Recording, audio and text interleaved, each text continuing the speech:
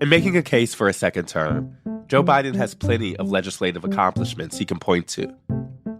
But when you talk to Democratic voters, those rarely come up. Instead, you hear the same old concerns. Ahead of the re-election announcement, a CBS News poll found Democrats accept Biden's re-election bid, but aren't necessarily excited about it. He's not that inspiring. And still, nearly half of Democrats don't want the 80-year-old to run. And of course. And they cite his age as the reason. They're concerned about his age. For a lot of people, the elephant in the room is the president's age. I can tell you at 47, I've lost a little on my fastball, and he needs to make a case to the American people. He does. Why he's the best man for the job. But within the Democratic Party, it's still very rare to hear those challenges acknowledged out loud, especially with Donald Trump on the other side. Back in 2019. Good evening and welcome to Houston. We are live from Texas Southern University for tonight's Democratic debate. The top 10 candidates. There was one candidate that was seen as willing to go there and call out Biden's biggest liability, however subtly. Good evening y bienvenidos a Texas. Welcome to Texas. It's great to be here at TSU, home of the Tigers. Former Housing and Urban Development Secretary, Julián Castro. I want every single American family to have a strong Medicare plan available. During the third debate, there was one exchange in particular. Because Barack Obama's vision was not to leave 10 million people uncovered. He wanted every single person in this country covered. My plan would do that. Your plan would not. They do not have to buy in. That sounded like a reference to Biden's age. They do not have to buy in. You just said that. You just said that 2 minutes ago. You just said 2 minutes ago that they would have to buy in. You said they would have to buy in. If she qualifies for Are you forgetting what you said 2 minutes ago? Are you forgetting already what you said just 2 minutes ago? I mean, I can't believe that you said 2 minutes ago that they had to buy in, and now you're saying they don't have to buy. You're forgetting that. Said anyone like your grandmother who has no money. That exchange set off a firestorm, and it was not good for Castro. Not long after the debate, Castro ended his campaign, and as Biden took over the party, Castro, once a rising star, left Washington altogether. So now, in this primary, amid growing evidence that voters are looking for alternatives, Kennedy now has 20% support among Democratic voters. Marianne Williamson is in the single digits, but at 9%, that means almost between the two of them, it would be almost a third of the vote. But with even less willingness in Democratic leadership to acknowledge those realities. And they've all been iced out on the left, right? The president won't debate anybody. He doesn't want to consider anybody competition. And I wanted to explore the party's code of silence around Biden's primary alternatives and his advanced age. So I reached out to the person who stepped out of line last time to see what he's thinking this time. Today, Julián Castro says what other Democrats won't about Biden and the 2024 primary. From the New York Times, I'm Astead Herndon. This is The Run-Up.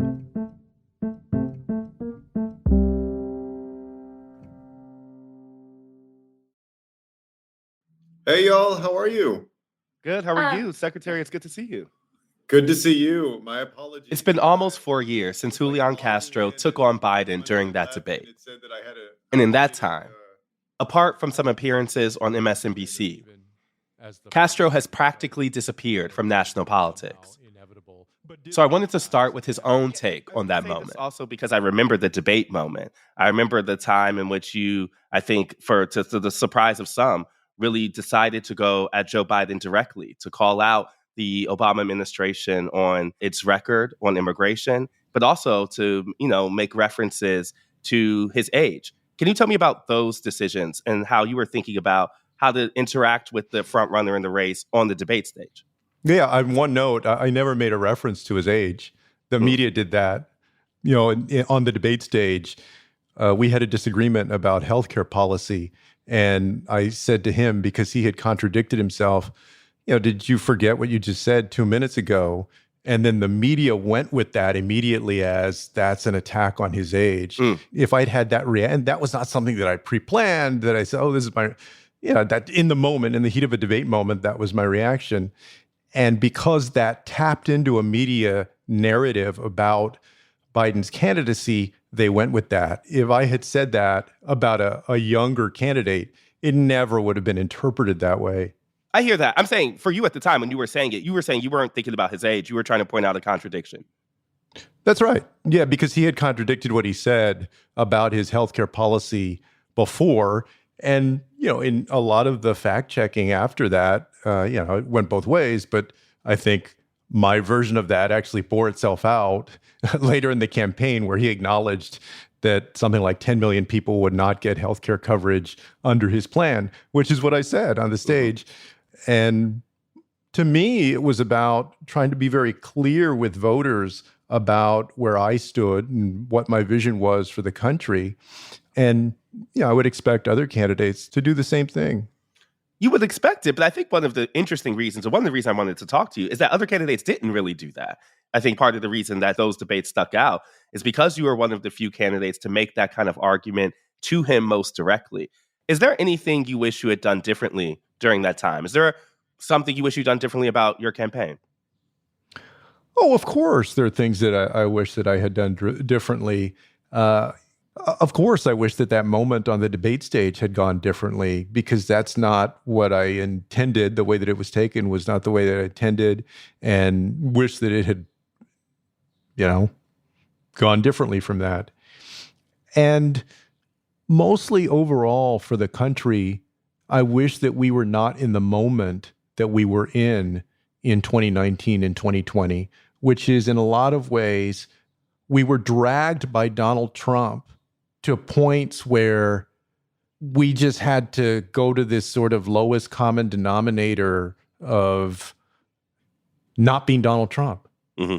But Donald Trump is so far out there, whether it's on immigration or any number of other issues, that if you're just not Donald Trump, then that doesn't say anything about how you can be positive and be progressive.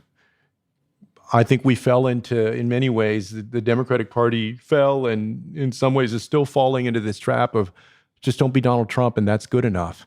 For the future of this country, and especially for the well-being of a lot of people in vulnerable communities, that is certainly not good enough for the future. Mm. And in the end, when you look at these presidential races, I think what you find is it's the person that most meets the moment that is often able to take that nomination and then ultimately win the presidency. And Joe Biden met the moment. Mm-hmm. I mean, another way to read that, maybe this is the bad faith journalism way to read that, though, is to say that that's also a way to kind of articulate, you kind of regret that the moment had to lead to someone like Joe Biden. Is that also what you're saying?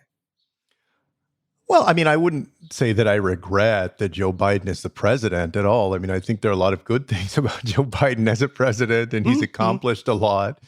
I mean, has very impressive track record on certain issues so far. I guess the best way I would say it is that fundamentally, Democrats were not looking for the aspiration. Mm-hmm. When we turned to Obama in 2008, that was an aspiration. In 2020, they were so afraid of Donald Trump, and for good reason, but so afraid of Donald Trump, it was such an urgency, an emergency, that it was just, who can beat this guy? Mm-hmm. Yeah, it feels like that is an important segue, because what you're describing, that urgency, though, is also a kind of short-term calculus. It is a calculus that is about just hinging on winning the election and not really specific to going forward after. Do you think voters are still in that place of fear, or still in that place to really put other things ahead of their aspirations? I mean, largely they're still in that place because Trump is the leading candidate on the Republican side for the nomination, and he is competitive in polling. And so every time people realize, every time they think about that fear, I think they get that feeling. Democrats get that feeling again. There's that on the one hand. On the other hand, it's also very clear that there's a discontent, for whatever reason, with President Biden among some Democrats. And so you have the clash of those. And right now in that calculus, I think that the overwhelming number of Democrats and people in the middle are still at the point of saying, okay, well, I may not prefer Joe Biden as the nominee, but if he's the nominee and it's a choice between him and Donald Trump, then I'm going to vote for Joe Biden again. Yeah, I mean, that's what, some people have described as a kind of meh voter, someone who is expressing dissatisfaction, maybe in polling or to journalists. But in the end, when faced with that sort of binary choice, might come back to someone like Joe Biden. That was a key concept in the 2020 election and also in the 2022 midterms. Well, and I think that's what the Biden team is banking on. The danger in that is right now you actually have two candidates in Trump and Biden. People don't want to see the rematch. If they could avoid the rematch, they would. If they can't avoid the rematch, the danger for those of us who are Democrats is that on the one hand, you have a deflation of enthusiasm. It's going downward. And on the other hand, with Trump, for some strange, odd reason, this guy still has his legion of followers who are very enthusiastic about him getting the nomination and getting back into the White House, so much so that they say the flip of what Democrats are saying. They're saying, I don't care as much about whether I think he can beat Joe Biden. Yeah. I want it to be him. And that's where the danger is for Democrats, is that you don't end up pulling enough people out of Detroit, of Philadelphia, of Atlanta. And so you miss those numbers by a few tens of thousands of votes. And those are certainly places that have flashed warning signs for Democrats, even as, they've had a good midterms.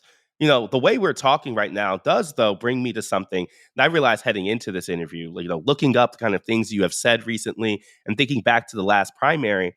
I also don't know, though, genuinely, whether you are someone who's in support of Biden's reelection. Is that something that you, as, a leading Democratic voice, are supporting or endorsing? Oh, well, first, I've pulled my hair out over the last couple of years because I'm an analyst with MSNBC. I can't endorse specific candidates. And you know how hard that is for somebody who's run himself. You're like, that's my currency. Yeah, I mean, I care about all of this, but of course, I think people can guess what I want to see.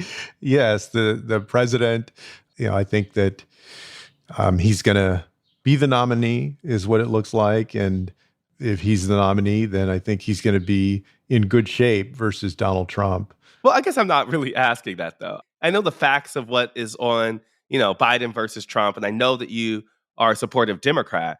I'm asking whether you think it's right that the party has kind of coalesced around Biden so quickly, that's kind of shut off the doors to other challengers, or really has made that decision so explicitly. That's what I'm really asking. Well, I mean, I can't blame the Biden team for other people not jumping into the race. I certainly don't hold that against him. I mean, he definitely has a track record and has done a lot of positive things. I mean, there's a lot to be proud of there for Democrats.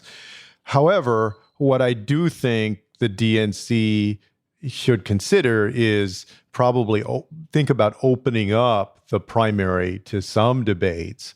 I think that would probably benefit the party. I think it would benefit Joe Biden, and it would help ensure that there's a victory in November of 2024. Why is that? Well, number one, I believe that there's still some lingering sort of bitterness out there or lack of trust from the 2016 race, where you had a whole crowd, the Bernie crowd. And look, I supported Hillary Clinton, but I acknowledge that the Bernie crowd, a lot of them felt that the scales were tipped against Bernie. And I don't know that that's completely ever gone away, that feeling toward the DNC. Jamie Harrison, I think, is doing a fantastic job. He's wonderful. I don't mean this to be critical of the leadership. I'm just saying, if I were giving advice, it would be think about opening up some way for there to be a primary and those debates. Think it'll help Joe Biden because one of the challenges for him and his team is he's got to show his stuff. Mm-hmm, mm-hmm. I mean, I'm asking this partially because, they have not shown that openness. We were at the DNC winter meeting, and they were making very clear that they don't see that level of kind of showing their work as a real priority this year. And I also think that you're dealing with the kind of same numbers we're looking at a lot, which is that a lot of Americans have expressed concern about reelection, and that includes a lot of Democrats. So I just want to be clear. You're saying the reason for your calls to kind of open up that process is because you think that Joe Biden should speak to that directly. Yeah, I think he should. And look, the good news for him is that they've sort of set him up, if you will, to be the good guy here if he wanted to. He could say, hey, no, y'all, we ought to have a debate because, I think it's important for the American people to hear it. Now, I disagree with a lot of what I'm hearing from RFK Jr. and I don't Marianne Williamson, I mean, look, they're not going to win the nomination. And if I were voting, I in that primary, I'd be voting for Joe Biden, right, among the three of them. At the same time, I think there's a reason that RFK Jr. is at 20% in the polls. And you add on another 8% with Marianne. It's because of this vacuum that was created and these feelings that enough Democrats out there have or reservations about Joe Biden. And I would see a more open primary, at least a debate, as an opportunity for him to consolidate more support and at least to avoid hard feelings from people that might really believe in those other candidates.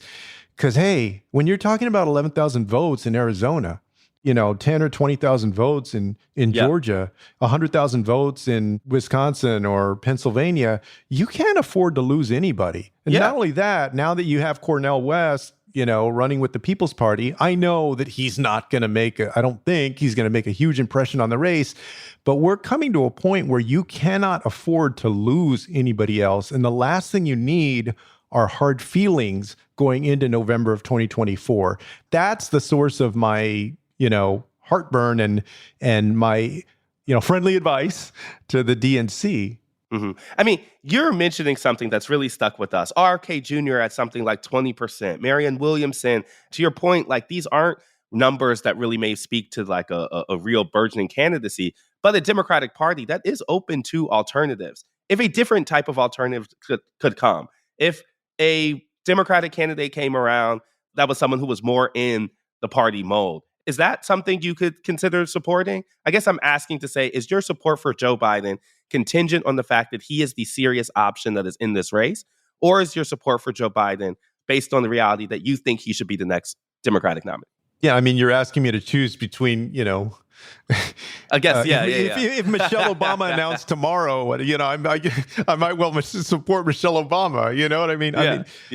We can only choose among the people that have put themselves forward. And of the people that have put themselves forward, I certainly believe that Joe Biden should be in that position more than RFK Jr. or Marianne Williamson. Again, this. I guess I'm talking though because I feel like you engage in the friendly advice. Does the opening up of the primary invite? Okay, let me ask it a different way. Why do you think that's not happening? Why do you think there is an unwillingness to take the advice that you're giving? Well, I mean, you'd have to ask and understand that from the folks at the DNC. Look, I think that they're trying to do what they can to focus on and I understand it. Like you have this existential threat in Donald Trump. And so I understand the DNC saying, hey, we're going to focus all of our attention and energy and resources on making sure that we lay the groundwork so that we can beat Donald Trump or whoever the nominee is. And we don't want to get caught up in fracturing the party. They probably see opening up the primary is like fracturing the party. But I just have this sense that it's the opposite, that people are used to the idea like, okay, if somebody has a legitimate shot in a primary, you give them their chance, like all of us ran in 2020 and they lose. okay, then everybody unites behind the nominee. It's when people feel like the scales were tilted, when they feel like it was quote unquote rigged, that then you may have the resentment that leads to people staying home or voting third party or chipping away at your numbers in these very close electoral states like Arizona and Georgia and a couple of others. But you spoke to the need for an aspirational message that mobilizes people in the Atlantas, in the Philadelphias, in those kind of key places. I'm saying, can that come with Joe Biden at the top of the Democratic ticket, whose political brand is in relationship to Donald Trump and who voters still have concerns with around age? I think that's an open question. I mean, it worked in 2020, but I think it's a bigger risk in 2024. And I think it's a bigger risk because you have this tendency for that energy, even if it's negative partisanship energy, that energy to subside. Right? This is like the champion versus the challenger. Yeah. And the challenger is usually, even in terms of political parties that are out of power, they're hungrier. We were hungry and we were pissed off as Democrats 4 years ago at Donald Trump and wanted to get him out of office. Now you have the presidency and these guys are the ones out of office. And, you know, the concern is that they're hungry and they're going to get out there to the polls. Ideally, you would have somebody that is inspiring people and driving enthusiasm on your side as well. I don't say that Joe Biden, I don't think it's fair to say that he doesn't drive any of that.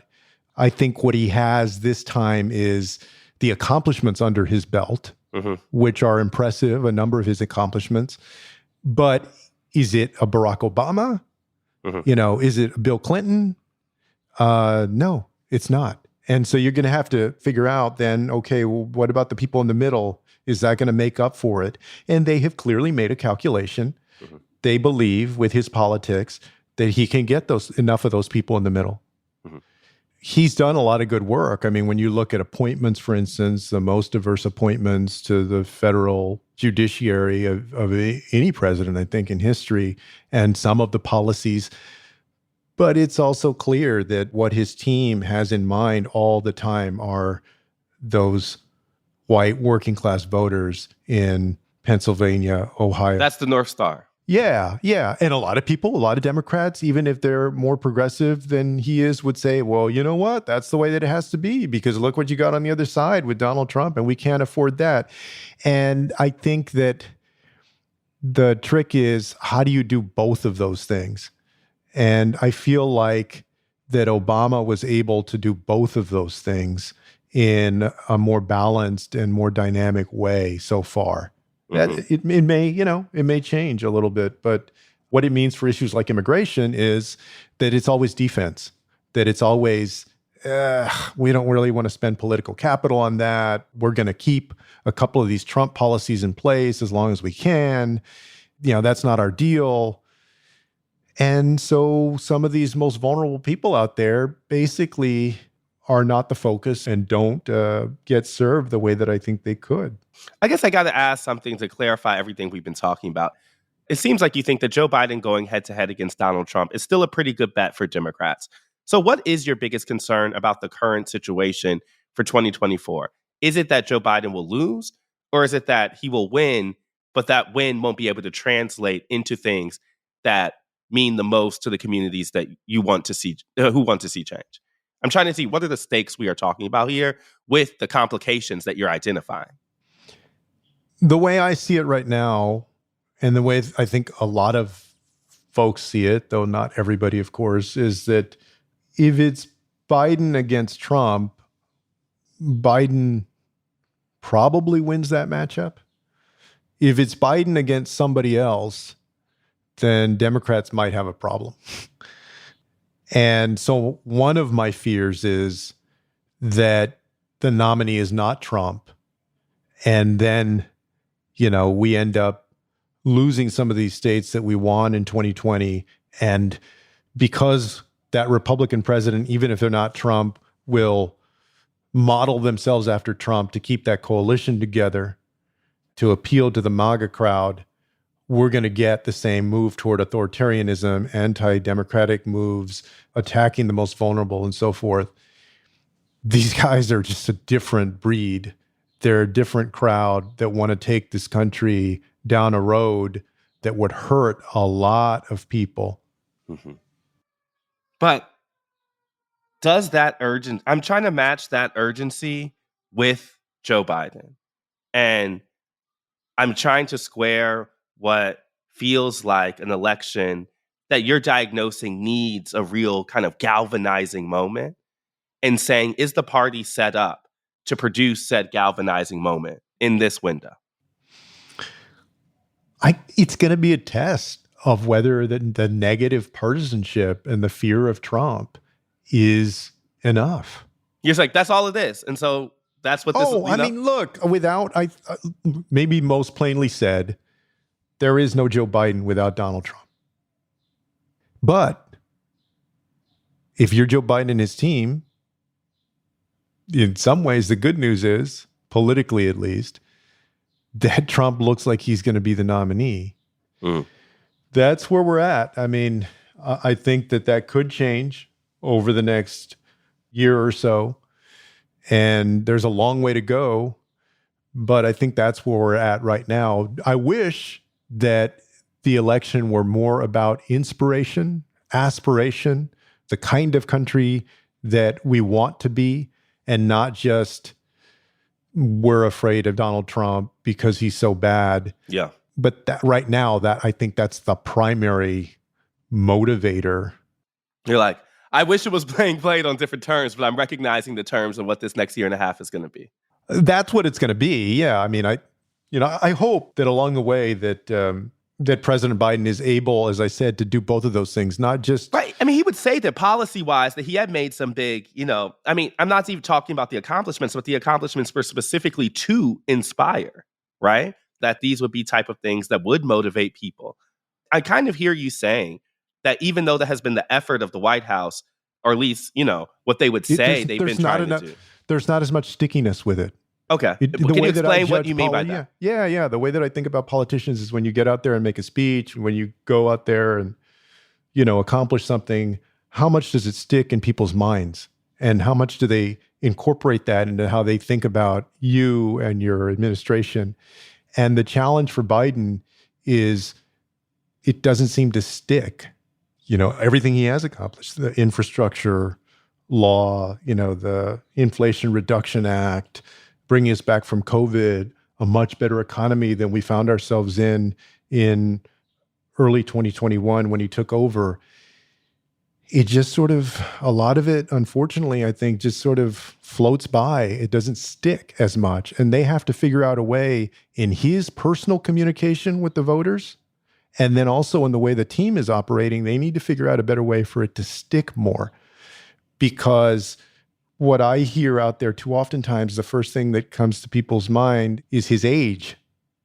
And I think Republicans are doing a number on that through, what people are seeing in their YouTube feed, their Facebook feeds. You always see these memes, you see these little videos making fun of his age, and they need to figure out a way to push back against that so that people focus first and foremost on his accomplishments, which are many, instead of his age. I mean, you found out kind of personally how even being misunderstood around the issue of age, how seriously Democrats and Biden team personally took that.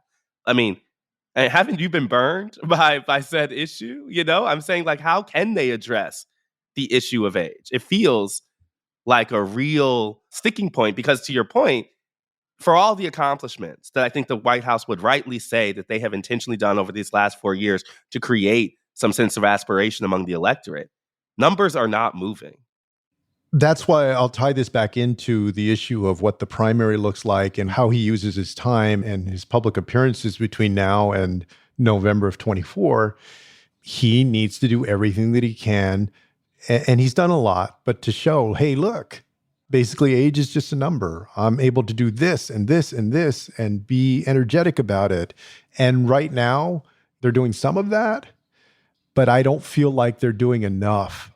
Sometimes I feel like the team does not recognize how much that idea has permeated regular people. Like, I'm not in DC, so I obviously have traveled to New York and DC, but I'm in Texas now, and it's amazing how much that comes up. Yeah. Yeah. even among Democrats with regular people.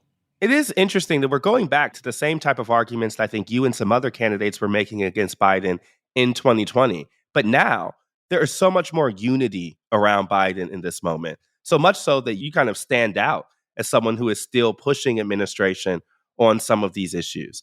Why have you decided not to take that route? Well, I mean, I would say I do give credit to the president's team. I think they've been able to enforce that pretty impressively. I think it's wild how well they've been able to enforce that. It's very hard to get any Democrat to say anything. That's not the way that I am. Maybe I have a little bit too much of my mother in me, but it also doesn't serve us well if, in trying to champion democracy and stand up against authoritarianism, we ourselves begin to look like a party that doesn't tolerate dissent. If you want to champion democracy, then you have to role model democracy. And that's what I fear little by little that we're falling into not doing. That's why I said that I feel like Donald Trump has pulled us in his direction to act like he's acting, he wants to act. You can't do that. You should be respectful and, disagree on issues and not make things personal, but you can't fall into the trap of thinking that every time you have an issue disagreement with a sitting president, that somehow, that's treasonous versus the party. That's a mistake. That's what we're criticizing. That's what Democrats are criticizing the Republicans for. People are like swiveling their heads, trying to imagine, how in the world can Donald Trump do all this stuff and Republicans won't even criticize him? They're so afraid to criticize him. And then on the other side of that, there are people that are trying to enforce the very same dynamic with the president. I don't know. Look, I'll just say for myself, I'm not going to do that. I've never done that. Could I ask, what did it feel like after you made those criticisms of Biden? Do you think you were frozen out of administration, or it's affected your relationship with the Biden White House any? Not necessarily, because there was, I didn't try and get into the administration. I wasn't, that's not what I was angling for. And I know that there are people that do angle for that. I have gotten a couple of invitations to things over the years. I think what doesn't perk people up as much is when I have said very positive things about what the president has done. I have been a proud Democrat, but I also have my own views and I have my own vision for the future of the country. And I'm going to call things the way that I see it. We'll be right back.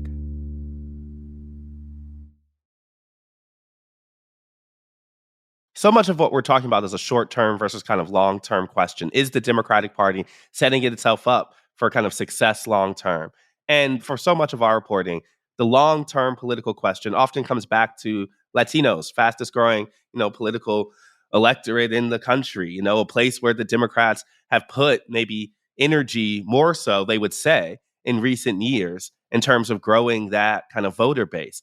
How have you seen those efforts? And is Joe Biden's Democratic Party focused enough on what is a diverse and yet still growing Latino electorate? I do think that they have ground to make up in the Latino community. The numbers bear that out. The good news is that 2022 wasn't nearly as bad as we thought that it might be in places like South Texas. But it's also clear, going back to this issue of inspiring, that they need to figure out a way to provide some of that inspiration to a community that, let's face it, I mean, I'm not proud to say, as a Latino, our percentage of voting has not been as high as it needs to be. And this is not just Biden's doing, it's people all over the place. And it's also because Republicans have smelled some blood. Yeah. And now they're putting more resources, they're putting more attention into trying to garner the Latino vote, especially in places like South Texas. And of course, they've always done it in South Florida. That means that you have to compete, even more vigorously. That's the question. I don't know that in 2020, I don't think the effort was there. And I said it at the time. I was very clear at the time. Mm-hmm. And to bring it back where you started, you wished that this moment didn't have to require something that was so explicitly around Donald Trump. If we weren't dealing in the realities of this race, What do you wish this moment allowed for in terms of the next Democratic nominee? Well, I've heard Joe Biden say that he wants a second term to finish the job. And every time I hear that, I think, wow, that, there's some good stuff to finish there. But it fundamentally is looking backward. What I want is looking forward. What I want is a country that's focused on the future and focused on achieving equality. And unfortunately, because of Donald Trump and everything that he and the MAGA crowd represent, I don't think that that's going to happen in 2024. We're going to get too bogged down in trying to push away what they're trying to push on us. Mm-hmm. It's already clear to you that the moment you're seeking has to wait 4 more years. At the minimum. Oh, sure. Yeah. The ideal moment, of course. Yeah. But yeah, I never would have chosen these kinds of last few years with Donald Trump or this kind of moment. I think that it hindered our progress as a nation in so many ways. My hope had been that we would have those Obama years and then that we would have gone from there to more aspiration and reaching even further. And then that got interrupted by Trump, who took us backward. There's this kind of cruel irony about how Donald Trump has really energized portions of Democrats, helped them with their persuasion with swing voters, allowed them to win in places that they weren't winning before. But at the same time, it sounds like you're saying that it has also flattened the issues, and maybe the cost of all that winning is a less aspirational Democratic Party.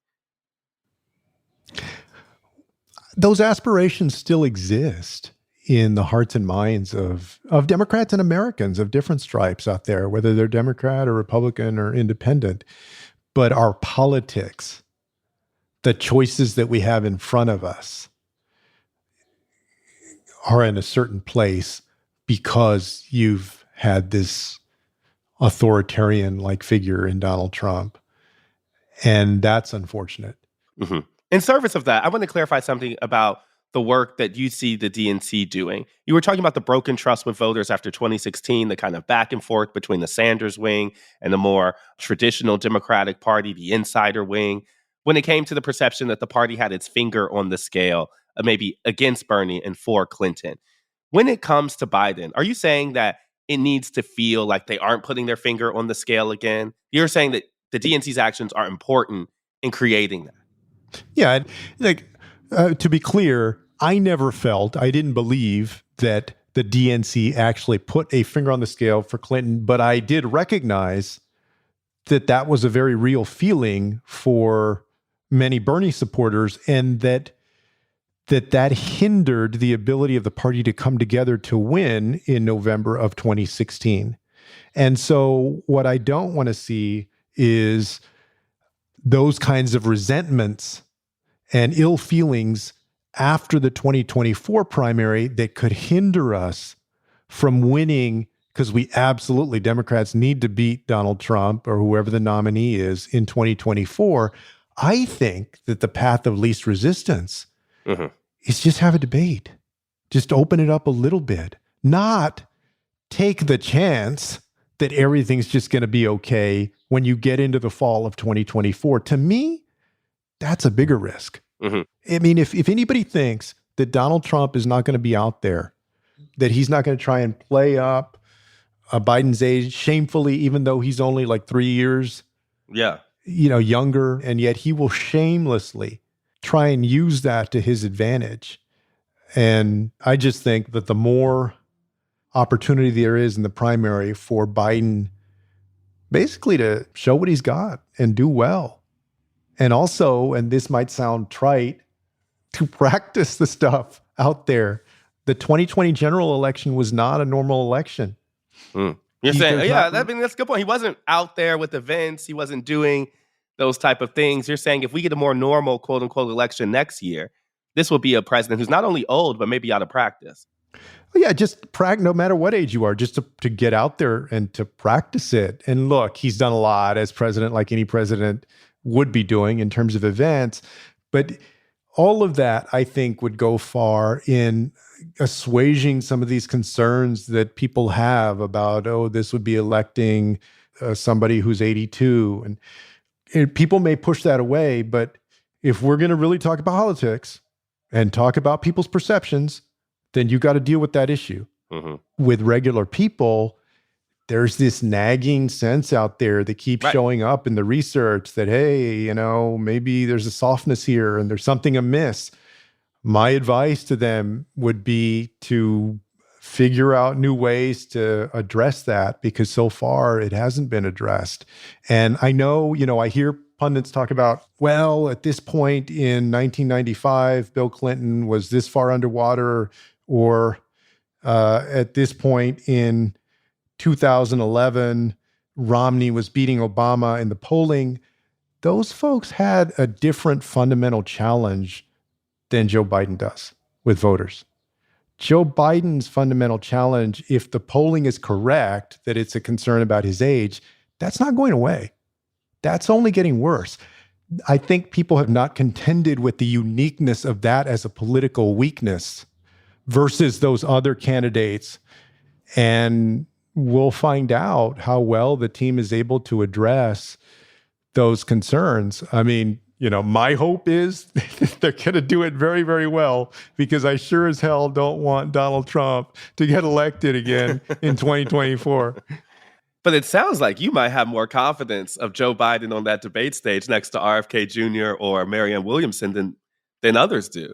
I mean, I'm just saying, like, they're not. That, I've never thought that he would. Yeah, I mean, you know, I've never thought he would have a problem debating. Like, you know, there's another interpretation here, which is that they don't want to do that because they don't think it's going to go well.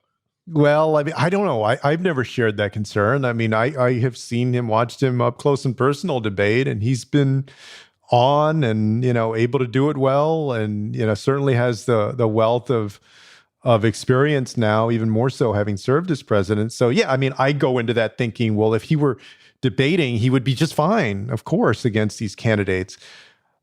I don't know. Thank you, Secretary Castro. I appreciate your time. Thanks a lot.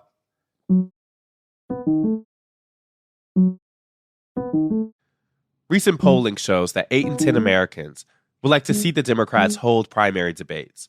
And just this week, Biden's campaign was asked about the prospect of that happening. They said, quote, "As you know, no incumbent R or D have done debates." And they're right. A debate like this, with the sitting president debating potential challengers from within his own party, would be unprecedented. So when it comes to the Democratic primary, it seems pretty clear that things more or less will continue as they have been. The party will continue to insulate Biden from any serious Democratic or third-party challenges. And if all goes to plan, he'll face whoever the Republican Party ultimately nominates. But much of this approach rests on the belief that that person will be Donald Trump. And hours after we spoke to Castro, we interrupt your regularly scheduled programming for breaking news. For the first time in U.S. history, a former president is facing federal criminal charges. Former President Donald Trump has been indicted on 37 felony counts related to retaining classified documents after he left office. Let's go straight away. The second indictment of Donald Trump was handed down. Is that this is the opposite of hush money payments. This is a deeply serious legal document putting a former president at the United States at the center of what the special counsel is alleging is a criminal conspiracy. You talk to any lawyer, any legal expert, and they will tell you that this indictment is much more serious, much more significant than any other legal problem that the former president has faced. If even half of it is true, then he's toast. I mean, it's a very detailed indictment, and it's very, very damning. It poses a legitimate question to some Republicans about whether Trump's campaign is built to last or if it's necessary to move on. And so, in our final episode of the season, we head to Iowa, where Republicans are openly having this discussion. And unlike the Democrats, their primary has already gotten very live. That's next week.